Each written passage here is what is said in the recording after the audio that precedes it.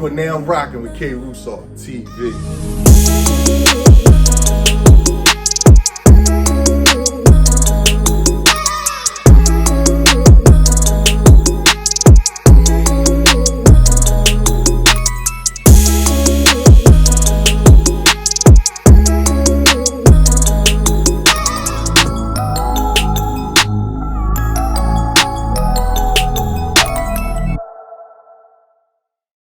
You already know what it is, the one and only KRoussaw TV. Episode 4 is going down. Hold up, this is not episode 4. 5. See it? All right. That's good. Keep it rolling. Keep it rolling. You already know. You already know what it is, the one and only KRoussaw TV. Episode 5 is going down. I got the one and only Melanie, Antoinette in the building. It's going down, man. As y'all know, season 1 is all about my friends telling my story through their perspective. In addition to talking about some real life things that we go through each and every day. And a lot of their perspectives, in addition to not only telling my story, but just the things that we talk about need to be brought to life, needs to be on camera. So I have one of the most, I don't even know what word to use to describe her, but she is one of the most authentic, genuine, kind, crazy, loving, loyal, all those different things in this person. So without any further ado, I'd like her to introduce herself.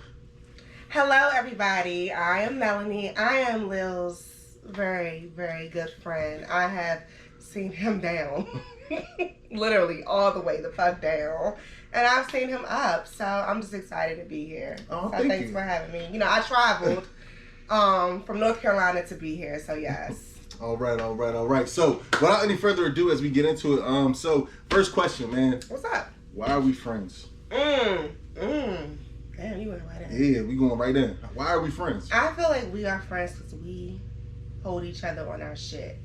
Many friends don't do that. Many friends tell you what you want to hear, but you don't have a problem with telling me what I need to hear, even if it hurt. It's like even if I don't talk to you for a month after you done told me what I needed to hear, it's like damn, like I still needed to hear that shit. Yeah. So just the loyalty and the respect and that we have for, just like.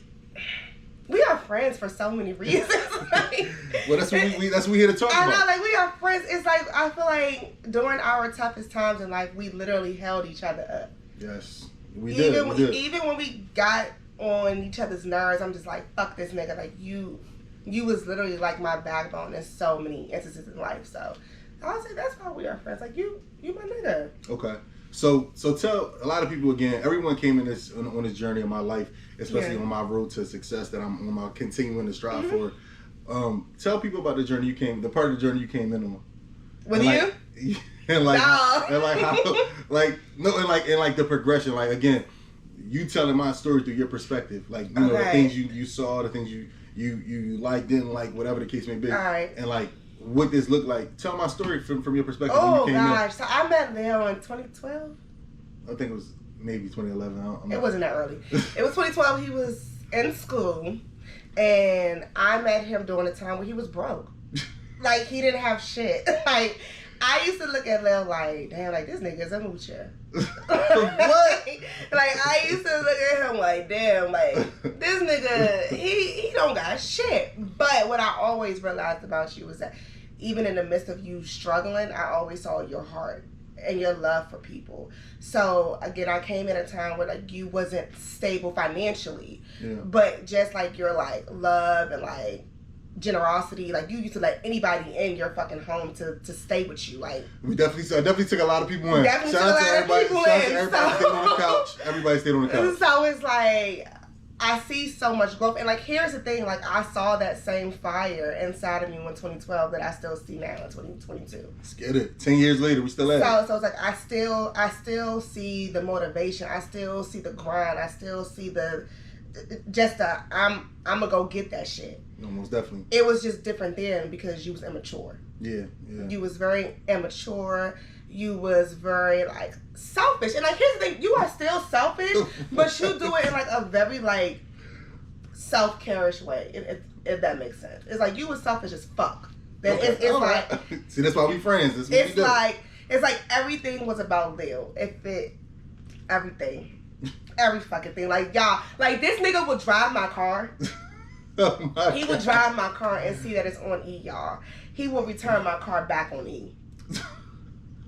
Yeah, I did. I can't make but it listen, you can't. But listen, back then, you know what I mean? Like she said, we was in college. I didn't know no better. I would be like, she gave me the keys to the wheel and I was out. Like, and then I came back and it was like, she was up though. You was up though. You were up. All right, well, you were up because of my nana, like I had family, like because I wasn't working or whatever, but I was spoiled. But so it's like what I see now, like I see a man that has grown so much into his own image. I've seen somebody who respectfully don't give a fuck, but still give a fuck, if that makes sense. I've seen a person who did not lie about nothing that said and that he said and that he was going to do. It's like you have literally done everything that you said that you were going to do. Exactly. And what else? What we got coming though?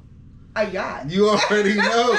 I've been talking about this yacht since 2008. Again, she came in 4 years later, 2012. The yacht is coming, man. Yeah. Every year is crazy because when you talk about stuff and like a lot of people, I've talked to my friends, people I've met on this journey, they'll kind of be like, you had these aspirations and goals that you tell people, and they look at you like, man, whatever. And I think one of the biggest compliments from a friend that I could ever receive is like, yo, I believe in you because everything you say you're going to do, you actually go do. Yeah. And to me, like, again, we come from, a group of people where we don't believe stuff until we see it. Like, you can say it, but if you show me you did it, then I can kind of stand behind that. Yeah. So I think that's just super important. And like I said, our friendship hasn't been perfect, but it's been great. Yeah, it's been great. Like, you know what I mean? Like, we have our ups and downs, our highs and our lows, but at the end of the day, I feel like if you can't go through accountability with your friends, which we argue about, but like I feel like that's what it's about. I want to see you be great, and in my heart, and wanting to see people be great like yourself is what pushes me to be like, I know she ain't gonna like it, but I'm gonna say it. Yeah, like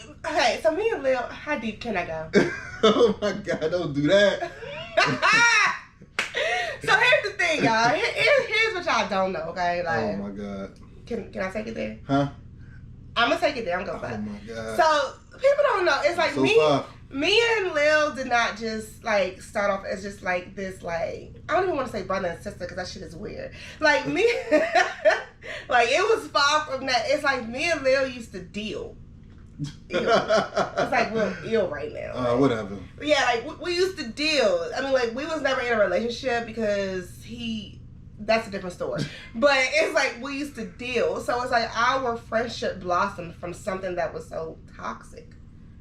We were very toxic when dealing with each other. Like we were definitely had some times. We definitely had some times, but like even in the midst of us dealing, it's like we still held each other down. No, most definitely. Yeah, and people feel as though, and when a man and woman, used to deal, like it's hard to have a friendship, and it's really not, especially when those feelings are gone, and like you actually see the person for who they really are. Like, cool, I know that I can't really fuck with you on that level, but I know that you are an awesome friend. Yeah, and I think that's one of the things, like that kind of segues into the next question. When we talk about can men and women, especially, first of all, just that when men and women be friends, a lot of people don't feel like that can happen, which I'm a very big, proponent of. Like, it can happen, but in addition to that, like you just said, like, if you dealt with somebody, can you be friends with them? And how does that look for, like, again, this is one of the real conversations that we had. How does that look for the person's significant other? Do you tell them? Do you not tell them? So that's a group of questions, but let's get into it. Can they be friends? Okay, y'all, here's the thing. I'm not even going to be like a hypocrite or whatever. It's like I was dealing with somebody who was best friends with his ex, right? I did not like it. And I'm going to tell you why I did not like it. Because the stuff that he should have been coming to me about, he would go to her.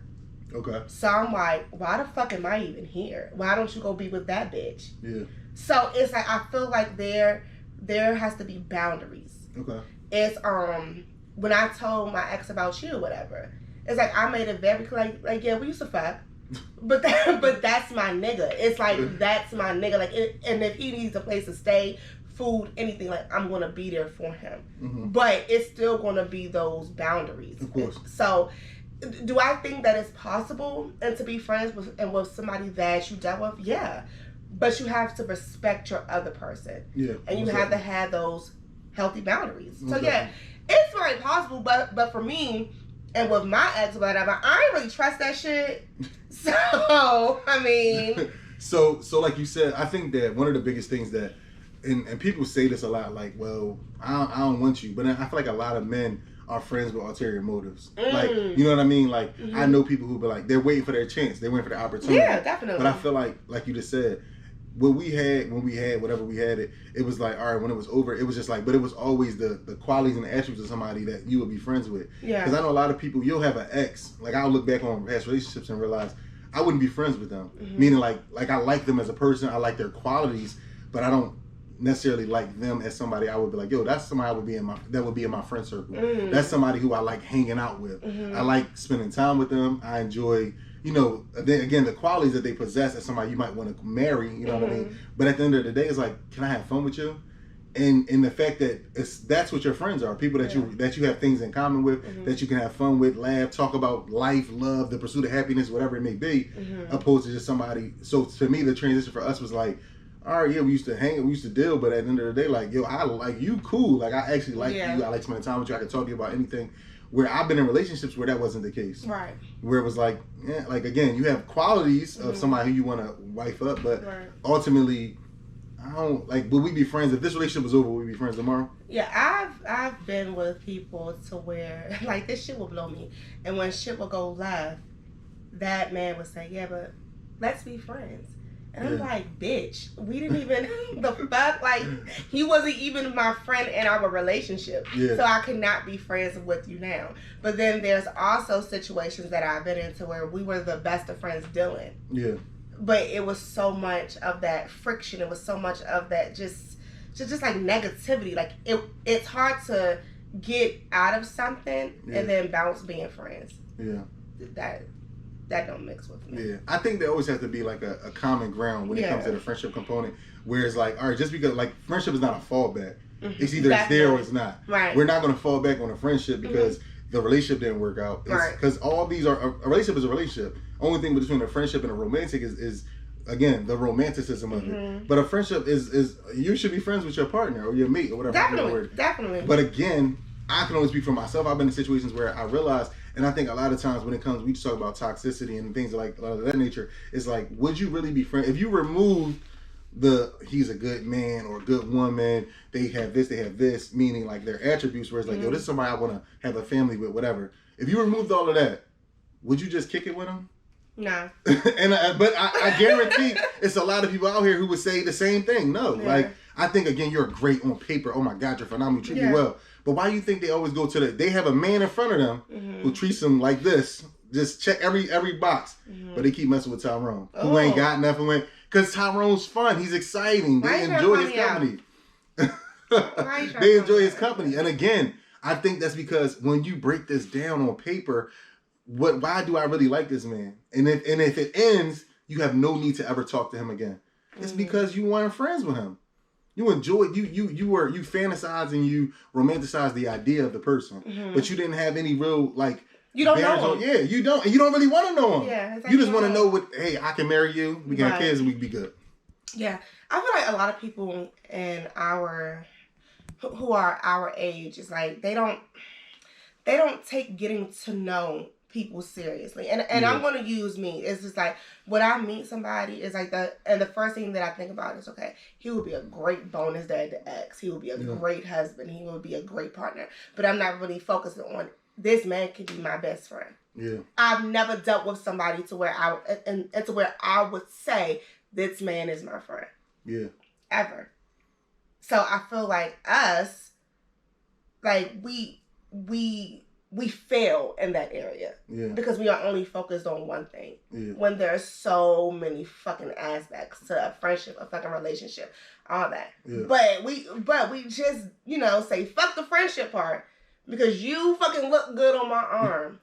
You fucking look good in my bed. You fuck me good. Yeah. And we forget all the fucking important parts. Yeah. No, that's real. And I think that's the part that I feel like, when it comes to relationships, friendships, we got to focus on, again, why are you friends with that person? Mm-hmm.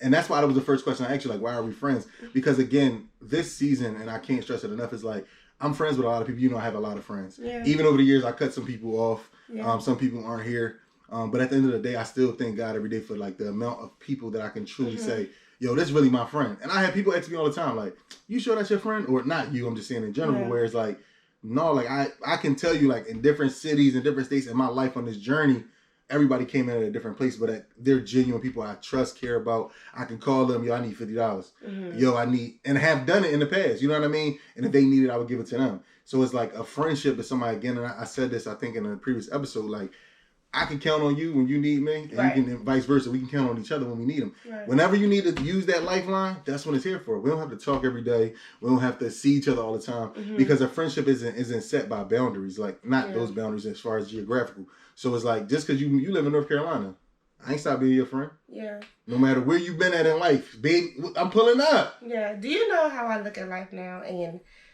I look at life knowing that there's going to be an end date, knowing that I'm going to pass one day. And how I look at life is when I pass, God, I'm not ready. No, but definitely not. But whenever my time comes, who can my children call to carry my body out? Yeah. And I feel like I won't even have enough of loyal people who will carry me out that church. So that's how I put my friends. Yeah. Like it's like, who are my real friends? It's like who will really miss me? Who will really mourn me? Yeah. Not a lot of people that I called my friends. Yeah. That's how I look at shit. But then I also look at life like who are giving me my flowers now. Definitely. Give me mine. And because give me mine. Right, because I'm just like, niggas gonna be quick to take a flower off of my casket. Yeah. But who are giving me those flowers now? Who are helping me water my flowers? Yeah. Not a lot. Yeah. I had a recent conversation with a friend, and they were basically talking about like beneficial relationships, and they feel bad because they feel like they shouldn't be looking to people for a benefit. And I told them, don't feel bad at all, because to me, I feel like a friendship is nothing but give and take, and not in the sense of a negative way. But if we're not benefiting each other, again, it doesn't have to be monetary. It has to be some form of, whether it's emotional, physical, finance, whatever it is for you, you are getting something out of it. Because if you're continuing to pour into someone else's cup and they're not pouring back into yours, you're going to left empty. Yeah. You know what I mean? And I feel like sometimes we get caught up in time and longevity of a friendship.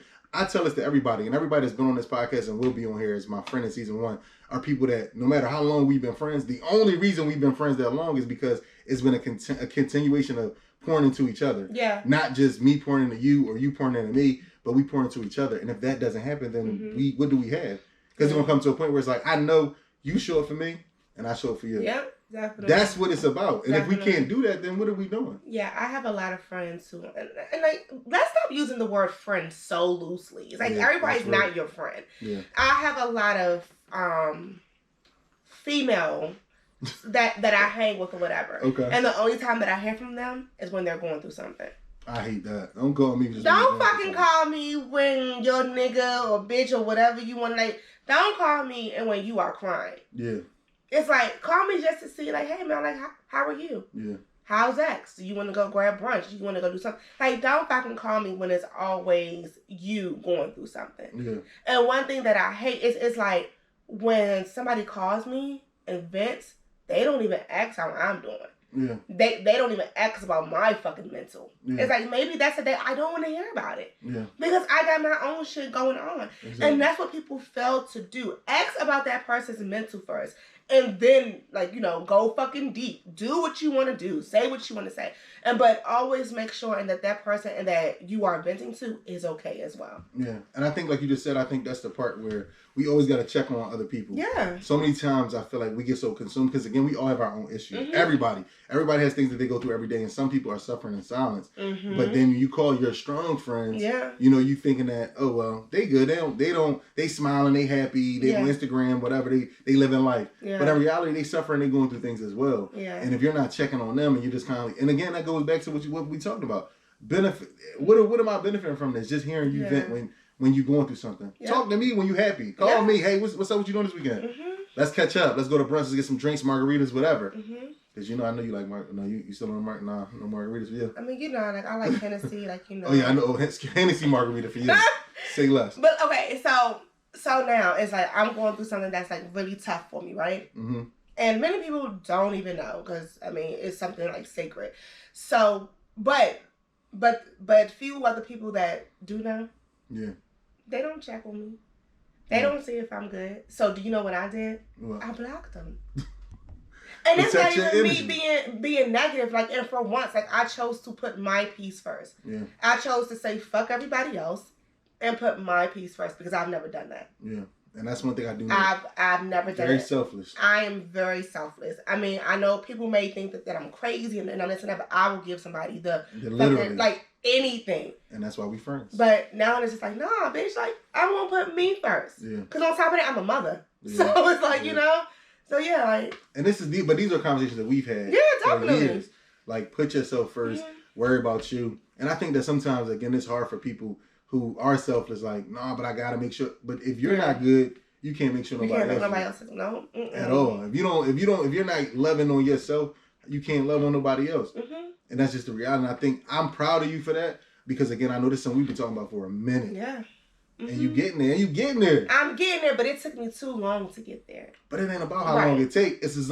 Whether we get there or not, the tortoise in the hare, it's a marathon. Yeah. Shout out to Nipsey, it's a marathon. Yeah. It's not a sprint. Mm-hmm. So if it took you 20 years to get there, if it took you 30 years to get there, some people never get there. Never get there, yeah. But I'm fucking getting there. And exactly. I'm telling you, I'm cutting niggas off right and left, even fucking family. You know, I don't give a fuck.